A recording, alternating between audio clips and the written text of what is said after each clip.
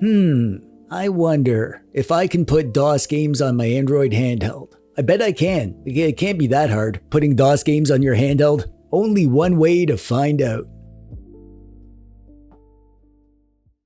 Actually, that was harder than I thought.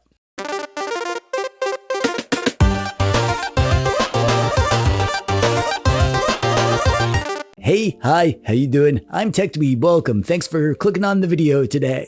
DOS games on your Android handhelds. It sounds like a fantasy, like something you dreamed and then you woke up and found that no, DOS games on Android isn't a thing. And also you're not still in high school about to write an exam you didn't study for. But I'm here to tell you that dreams sometimes do come true. Not just the dreams about DOS games on your handhelds, but also the dream about TechDweeb making a video about it. And also the dream about your teeth falling out. That's gonna come true too. Sorry to break it to you. Today we're doing just that. We are turning our innocent little Android handhelds into weird tiny beige computers from 1994. Not literally, we're gonna pretend though. We're gonna talk all about DOS games on Android, how to set it up, add your games, launch them, and play them with the controller on your device. Because somehow through dark forbidden technology that I do not understand, you can be sitting on your couch playing old DOS RPGs, while your wife rubs your feet, and your second wife feeds you grapes, and your third wife tells you how good you are at Dungeon Hack. I'm also gonna show you how to play with a mouse and keyboard if that's your jam. Or not, if it's not. I'm not here to tell you what to do. I'm not your mother. Let's cover what you need if you want to do this. For starters, you're going to need an Android handheld, and actually that's it.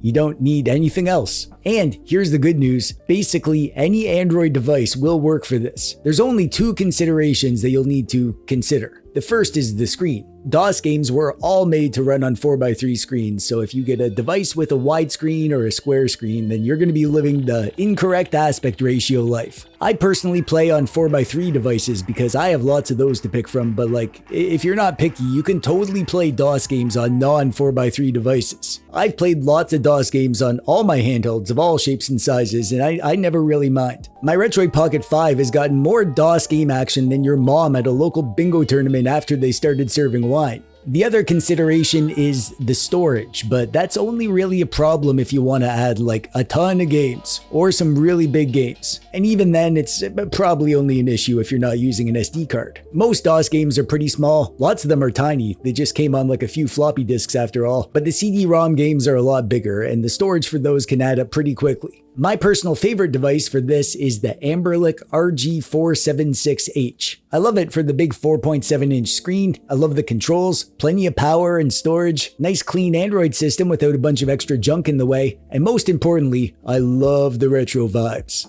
This thing feels like a real ancient relic from the beige computer days. But really, any Android device will do. Even a phone or a tablet if you don't mind touchscreen controls, or if you plan to dock it and play full mouse and keyboard and monitor old school mode. Whatever Android doodad you got's kicking around will do the job. Let's begin with a bit of a tour, why not? Just to show you what the final form of this is going to look like. Here I have my handheld, and I have a launcher set up to browse my games. I have my artwork scraped so I can see previews. I can pick my games and launch them. They will boot up either to this menu where I can pick which exe is the game's exe, so if you need to run a setup or installer or whatever, you can do that from here. Or if I set an exe or bat file as the default, which I'll show you, I'm taken right back to where I left off. Yeah, that's right, save states work too. I usually have a lovely CRT shader enabled so my display looks like an old CRT. However, most of the footage you're going to see today is with the CRT shader disabled because filming fake CRT effects always looks weird. But in real life, I do like CRT shaders for DOS games, and I'm going to show you how to do that. Most games had controls that just worked because I downloaded the controller profiles, which I'll show you. However, some games didn't have that, so I've gone and added my own control schemes. I can jump in, play a bit, jump back out with very little futzing around. When you have this set up properly, DOS games just end up feeling like retro games, sitting alongside everything else in your front end. If you just want to play DOS games, this is like the easy mode way to do it. Let's quickly cover how to get this set up. I'm going to link to an Android emulation setup video that explains how to do this part in 2 minutes. All we need to do is install RetroArch and set it up however you like. More or less just set up the hotkeys and any extra settings that you want. Normal RetroArch setup stuff. Once you have RetroArch up and running, you're going to need to head into the online updater, core downloader, and make sure you have the DOSBox Pure core. One more important thing, still in the online updater section, scroll down and select Update Controller Profiles. This is like pre-made controller bindings, so you don't need to set up your own controls for lots of games. Now this next part is optional, installing a front end. Technically, if you just wanted to launch your games from RetroArch, you can totally do that, skip the front end entirely. I love the front end though. My favorite front end is ESDE, and you can watch my guide if you want the rundown on how to install that. But there's other front ends to pick from if you don't like ESDE. I'm not here to tell you what to do. I'm not your landlord. One more thing you need to do in the front end is to make sure that the games are launched using the DOSBox Pure core. This is the default in ESDE, but I can't vouch for the other front ends. One more very important thing. You need to make sure that you are subscribed to TechDweeb. None of this works if you don't subscribe, so you should probably just click the button down there now before you forget. So now we need to add our games, and this is probably the messiest part, because if you go online and search for DOS games, you're going to find all sorts of games in various states of playableness. You might find floppy disk versions or CD images or zip files that have the installers or full games zipped, different editions of the same game. It's a jungle out there. This was a nightmare for me until I discovered the ExoDOS collection. I made a whole video about this actually. I downloaded ExoDOS and I made this little floppy disk SSD to hold it. And then I set up Retrobat on there, which more or less works exactly like it does here on Handhelds. Easy mode. What's cool here is that the games are all pre-configured and ready to rock, all self-contained within nice clean zip files. That's the best part about ExoDOS right there. The game zips are so perfect and clean. Just watch my video if you want to know how to get ExoDOS in your life, but if you need a hand with like mounting CD images and more complex setup, I made a video focused on Linux handhelds where I go deeper on that topic. Both of those videos are linked below. However, if you have ExoDOS and those games, you basically don't need to worry about anything. They're all set up for you. After you add your games in your front end, you can scrape the art for them. Most DOS games are on Screen Scraper, so just do the scrape and then you'll have a lovely clean DOS game list in ESDE. At this point, you're actually good to just try some games and play them. When you start up a game, you're going to be greeted by this menu. Now, this is important, so pay attention. Pay attention!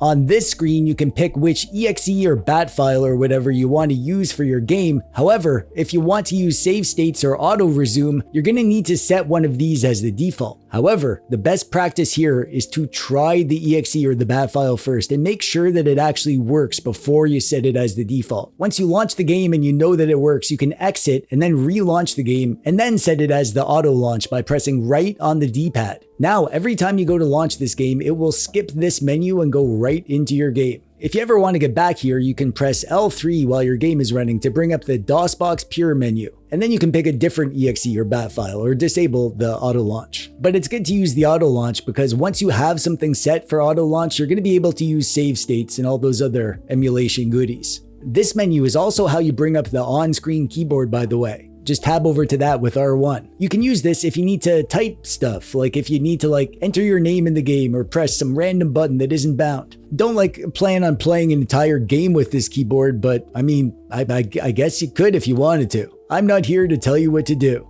I'm not your taxidermist. Also, in this menu, you can see what your current game bindings are. Tab over to the game mapper and you'll be able to tell if your game has custom controls set or if it's just a default binding. Remember, we downloaded the controller profiles earlier, so you should find that the vast majority of games have lovely, smart, well-bound controls, with the exception of mouse-based games. For those, you might find that nothing works, but if you open up this menu and set it to mouse mode, you can use the analog stick for the mouse control. However, by default, RetroArch will let you use the touchscreen as a trackpad for mouse stuff if you need to. If you need more options for key bindings than this menu will give you, you're going to need to jump into the RetroArch menu and head to Controls, Port 1 Controls, and in here you can go deep and pick any kind of controls you like. I did this for Dungeon Hack. On PC, this game used the numpad to move, but also mouse stuff. So I set the numpad controls as the D-pad and the triggers, and I have the mouse on the left stick for clicking stuff. If you're binding stuff yourself and you need help figuring out which controls to actually bind, which are important, then just look up the keyboard commands for your game.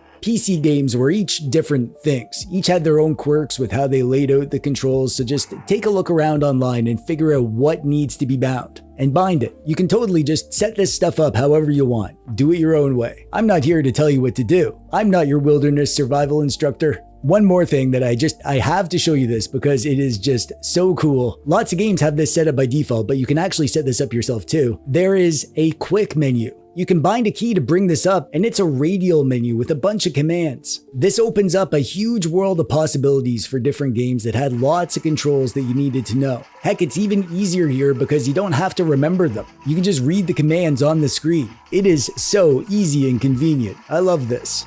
Another cool thing we can do is connect up a mouse and keyboard if you want to play these games like old school PC game mode. And if your handheld has docking capabilities, you can do that too. Turn your retro handheld into an old DOS PC to play your favorite games the way you remember them. But this time without needing to clean the lint out of your ball mouse because your cursor keeps getting stuck. That may or may not be a plus though, depending on if you like cleaning lint out of ball mice, like I do.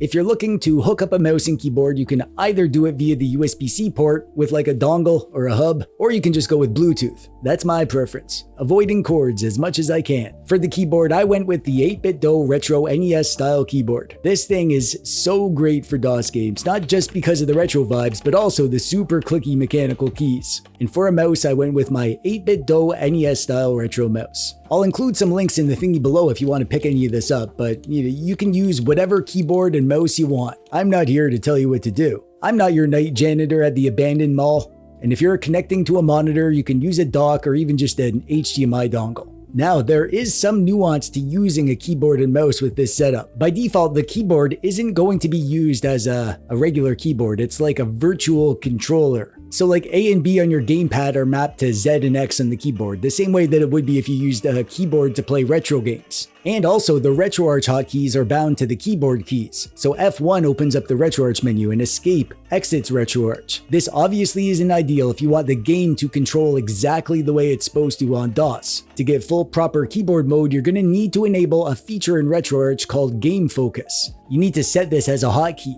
I think it's scroll lock by default, but if your keyboard doesn't have scroll lock, you'll have to pick a different key. I think backslash is a safe bet. That's what I use. This will make it so that RetroArch treats your keyboard as a full proper DOS keyboard, and all the keys interact with the game exactly how you'd expect them to on like an old PC. One more thing, if your mouse doesn't work, you can just go into the RetroArch menu, core options, and then under input, change the mouse input mode from touchpad to auto, which will give you full mouse control with your actual mouse. Change it back the same way if you want to go back to touchpad.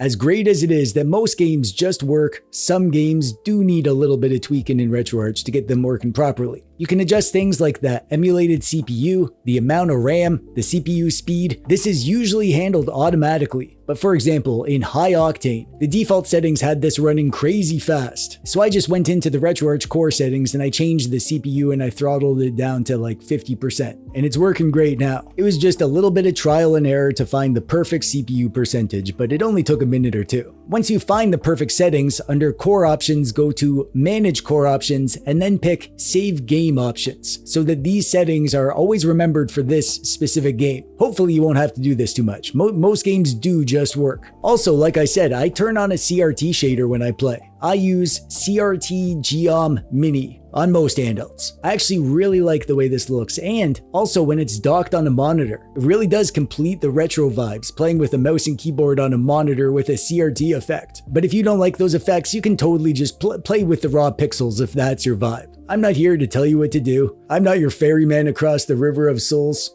And yeah, that's pretty much all you need to know, I think. That's everything that I've needed to know about this topic. How I deal with setting it up, my front end, loading games, tweaking the controls, tweaking the emulation if I need to, changing the visuals with shaders, external keyboard and mouse for those special times. There's lots of parts to it, but none of them are complicated. It's all stuff you can figure out. Hopefully this video is enough of a guide for you, but just let me know in the comments if there's any questions you still have or whatever, or tips to suggest or whatever else you'd like to tell me about your life. I have more DOS content in the works. I have a best DOS games on handhelds video that should be pretty fun. Stay tuned for that. But that's gonna do it for me for today. Click the thumbs up button if you like the video, or don't if you didn't. I don't care what you do. I'm not your village elder standing outside my hut muttering warnings about the red moon.